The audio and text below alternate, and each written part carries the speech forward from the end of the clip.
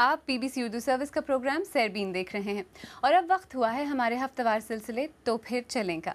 वसअतुल्लाह खान का सिंध का सफ़र अभी जारी है। इस बार उनका पड़ाव हुआ सूबे की मशहूर झील मंछर के किनारे। न सिर्फ ये कि सदियों पुरानी इस झील ने क्या क्या दुख झेले और इसकी झोली से किस किस को रोज़गार मिला, बल्कि ये भी कि अब ये झील किन हालों में है। ये सब देखते हैं वसअतुल्लाह खान के ही साथ। तो फिर चलें।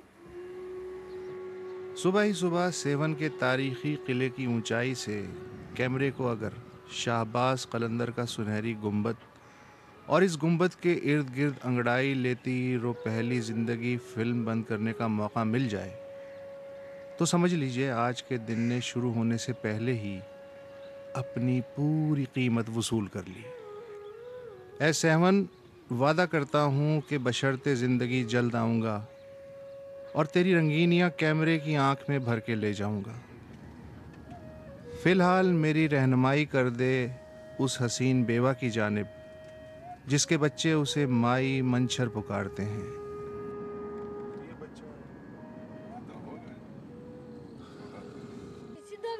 सीधा जाओगे ना, वहाँ अराजी आएगा, वहाँ से पूछोगे, वहाँ से थोड़ा आगे है। मंछर से पहले आएगा जमीन से कदरे ऊंचाई पे बसा हुआ बूबक। ये ऊंचे शहर बसाने वाले कदीम लोग कितने सियाने थे, वरना बूबक जैसी बस्तियां सैलाब से कहां बचती हैं। और ये नजर आ रही है माई मंछर और उसके मछेरे और उसके चिड़ी मार और उसकी गुर्बत और गुर्बत के हाथों फारिगुल बाल लोग।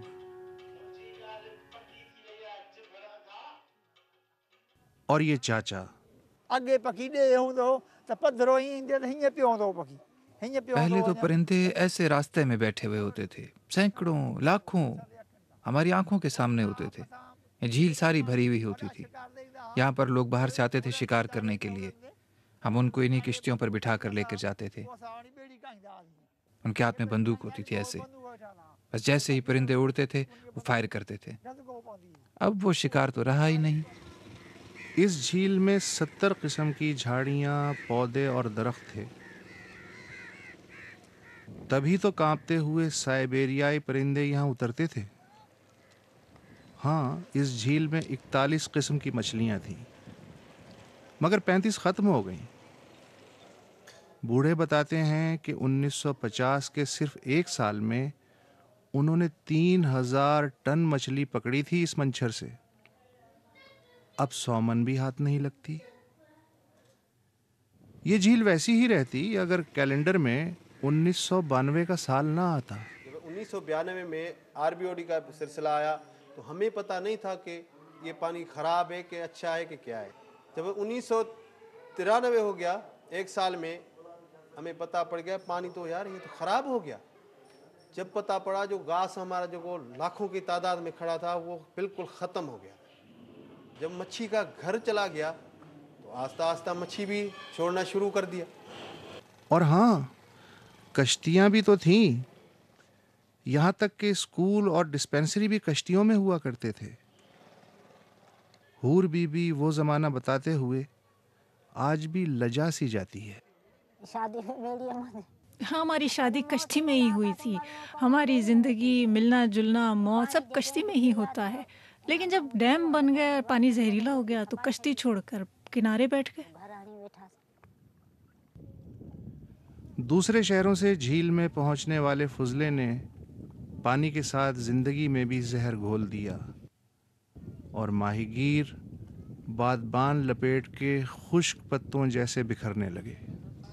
झील के चारों तरफ के 63 गोठों से पिछले 20 बरस में लगभग 20,000 माहीगीर नकल मकानी कर गए, गुल हसन समेत। पूरे फैमिली के साथ जो हम चले गए थे मियाँ वाली। 12 साल गुजारने के बाद आप यहाँ क्यों आ गए दोबारा? किसी को अगर 1 किलो की मछली दे दो, कोई संगी साथी आ जाए या कोई बिरादरी में कुछ 12 साल में हमारे भी किसी के साथ बनी तो होगी ना। किसी को 1 किलो मछली दे दिया ना, फिर वो न पकड़ के तो वो खुद मारते हैं। शक्ति इतनी होती है जो खा नहीं सकते ठेकेदार की वजह से। तो चलो हम वापस जाएं अपने गांव में, अगर सुख है दुख है जो पे है अपने वतन जाओ, तो इसलिए थे हम ठेकेदार को तंग थी कि वापस आएंगे। राइट बैंक आउटफॉल ड्रेन ने सनती और इंसानी फजले से निजात दे दी, पर मंछर वालों को क्या मिला? पीने के साफ पानी का एक प्लांट, चंद क्वार्टर, 100 में से 10 बच्चों की तालीम,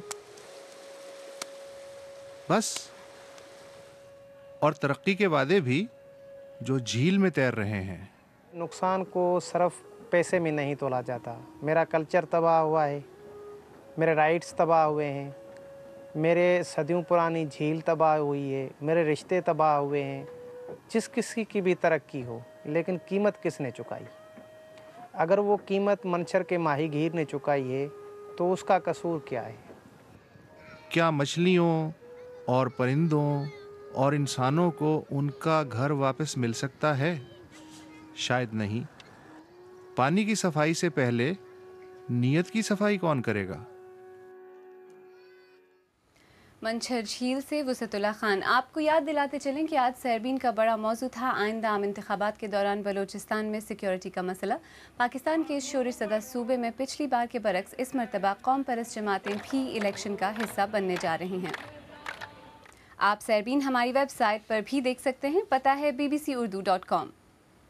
किसी भी मौजू पर अपने ख्यालात का इजहार आप BBC उर्दू सर्विस के ट्विटर हैंडल @BBC उर्दू के ज़रिए हमें भेज भी सकते हैं, और फेसबुक पर भी BBC उर्दू का सफ़ा हाजिर है।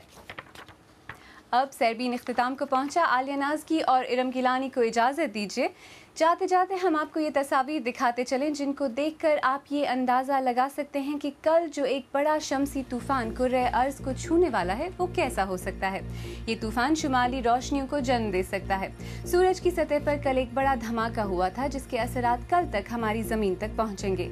इस तरह का शमसी तूफ़ान दरअसल एक अर्ज़ी मकनातीसी शुआओं वाले तूफ़ान में बदलता है, जिससे मवासलाती सैयारे और तवानाई फराहम करने वाले निज़ाम मुतासर हो सकते हैं। लेकिन ऐसे तूफ़ान का सबसे ज़्यादा ड्रामाई असर शुमाली अर्ज़ल बलद में इंतहाई तेज़ मकनातीसी रोशनियों की शक्ल में नजर आता है। शब बखैर।